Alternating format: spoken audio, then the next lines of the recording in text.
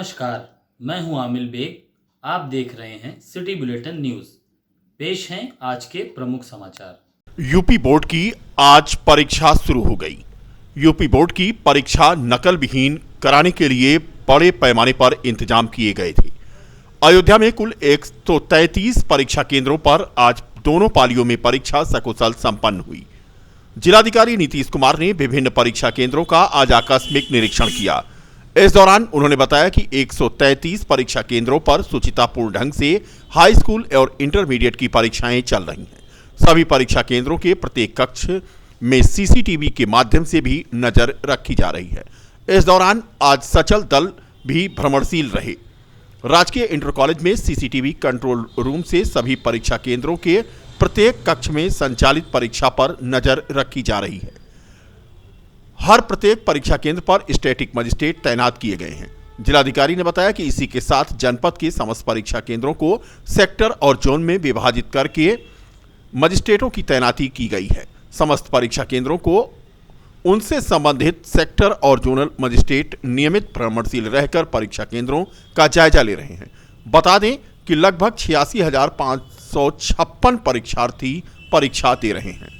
पूरे जनपद अयोध्या में 133 परीक्षा केंद्र बनाए गए हैं और इसमें 133 स्टैटिक मजिस्ट्रेट नियुक्त किए गए हैं और जोनल और सेक्टर मजिस्ट्रेट में पूरे जोन को बांटा गया है और फ्लाइंग स्क्वाड भी बनाए गए हैं और सब दौरे पे हैं और विधिवत रूप से बेहतर तरीके से ट्रांसपेरेंसी के साथ परीक्षा हो रही है, सुचितापूर्ण परीक्षा हो रही है।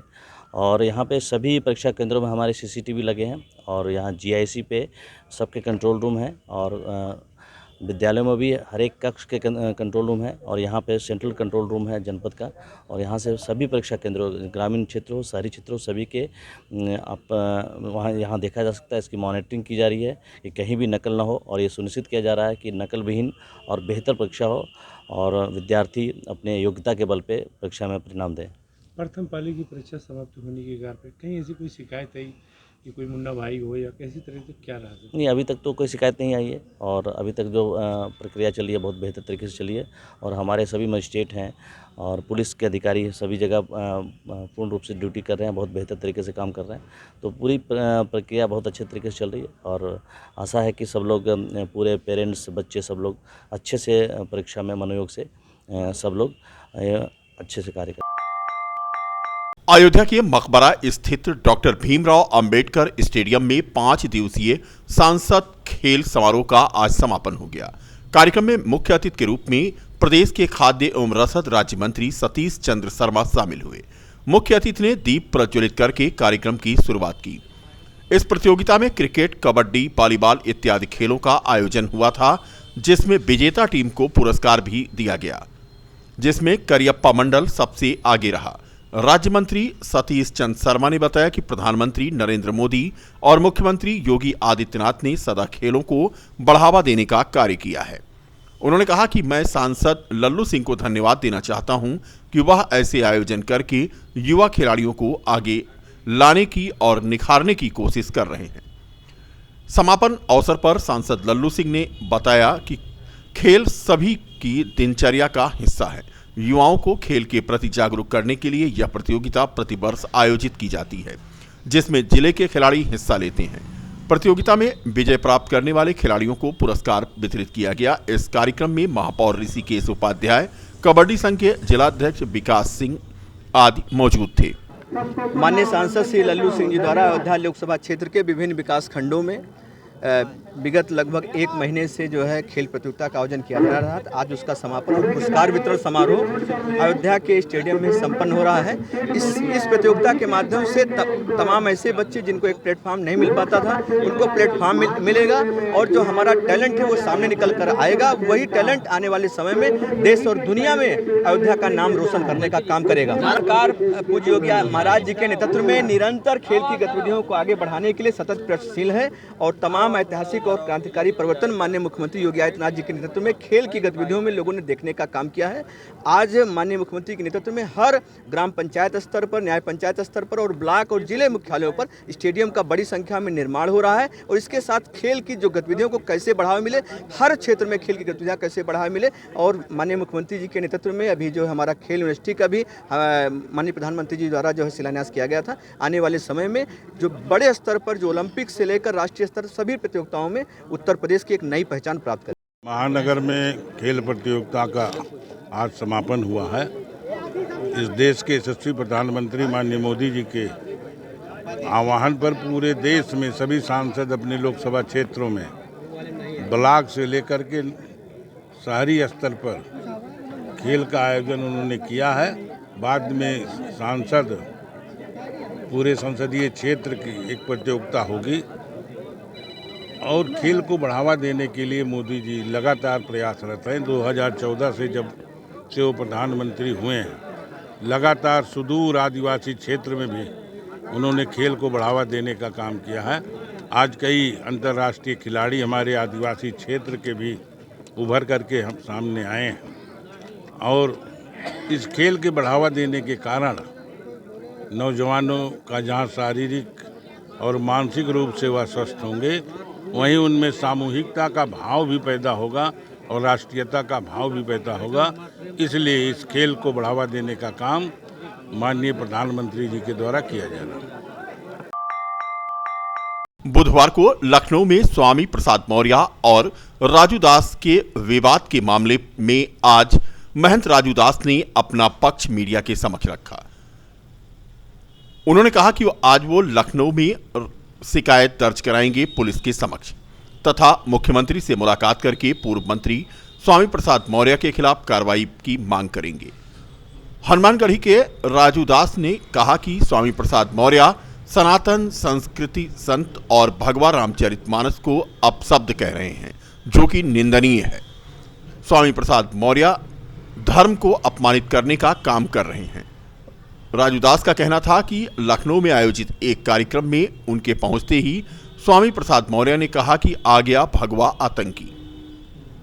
स्वामी प्रसाद मौर्य पर आरोप लगाते हुए उन्होंने कहा कि वह सनातनी समाज में विष घोलने का काम कर रहे हैं।